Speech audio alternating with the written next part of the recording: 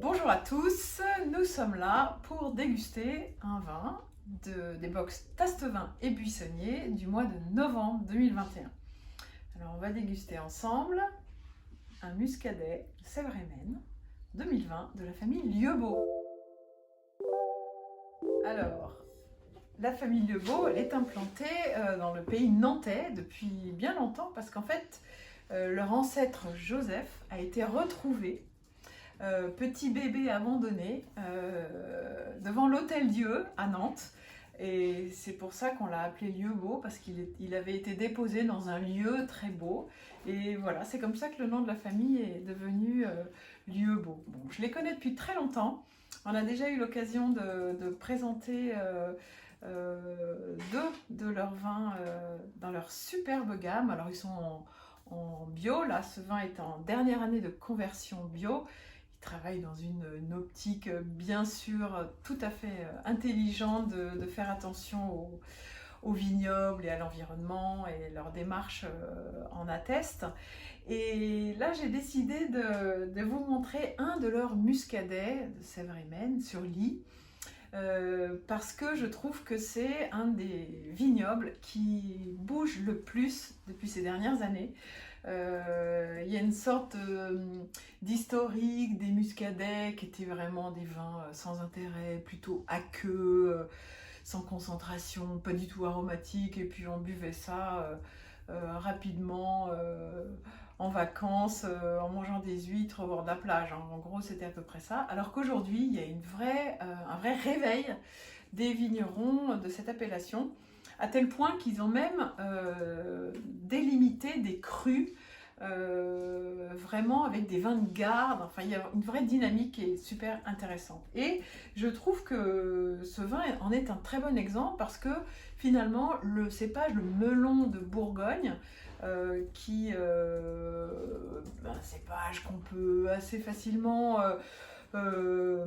ignorer, on va dire, on peut au contraire le mettre en avant et lui trouver, le faire mûrir et le vinifier de manière hyper intelligente. Alors on va maintenant procéder à la dégustation. Alors au nez, tout d'abord, regardez une jolie couleur, hein.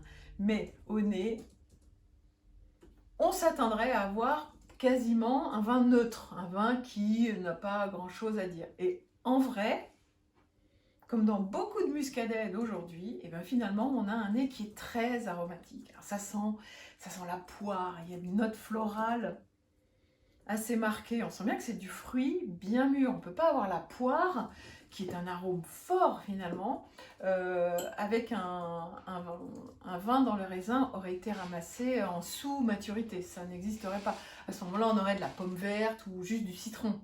Des arômes assez vifs. Mais finalement, on a des arômes plutôt mûrs, et c'est ça qui est super intéressant. Et on sent même, au-delà de son côté plutôt aromatique, c'est déjà des premières notes minérales, parce que c'est vraiment ça aussi qui fait la grande personnalité des vins de cette région. Donc voilà, un vin aromatique avec des arômes plutôt marqués. Alors ensuite, on va passer à la dégustation.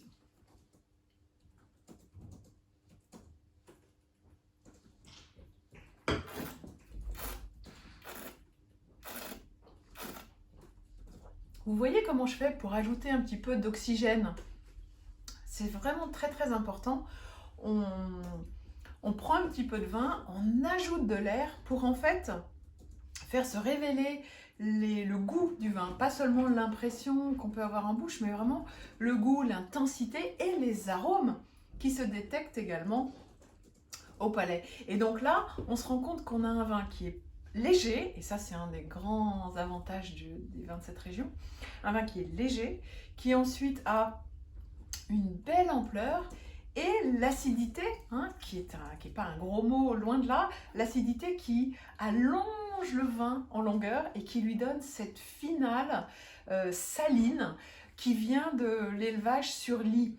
Sur Ly, ce sont les levures mortes pendant la fermentation qui tombent, qui redescendent en suspension dans les cuves et qu'on peut remettre qui sédimentent, qui tombent au fond des cuves et qu'on peut remettre en suspension pour nourrir un petit peu le vin et ça lui donne toujours ce côté très salin qui est vraiment hyper agréable. Donc voilà, un vin léger, plein d'arômes, avec une superbe longueur en bouche et cette finesse saline très minérale qui emmène le vin très très loin.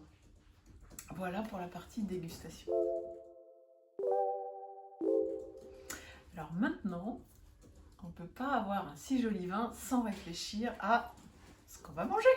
Alors évidemment, quand on pense muscadet, on pense fruits de mer. Et on a hyper raison, hein, parce que c'est vraiment l'idéal. C'est un vin avec cette belle fraîcheur, cette belle acidité qui va trancher à la fois dans les poissons, avec les poissons gras, donc tous les sushis, les saumons, les maquereaux, ouais, ces poissons qui ont, même les sardines, qui ont quand même du gras et qui va également aller avec des fruits de mer parce que le côté iodé des fruits de mer et la minéralité de ces vins, c'est là où on trouve le lien entre les deux qui va être absolument parfait.